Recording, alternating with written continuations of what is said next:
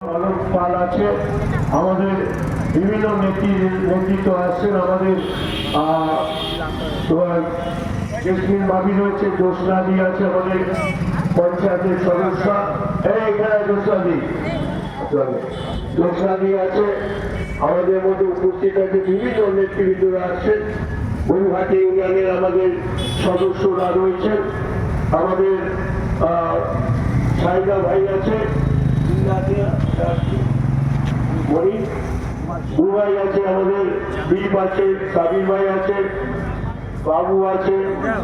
আমরা আমাদের প্রোগ্রাম আমরা সকালে শুরু করছি, কারণ আমাদের অনেক বক্তা আছেন, বক্তব্য রাখবেন।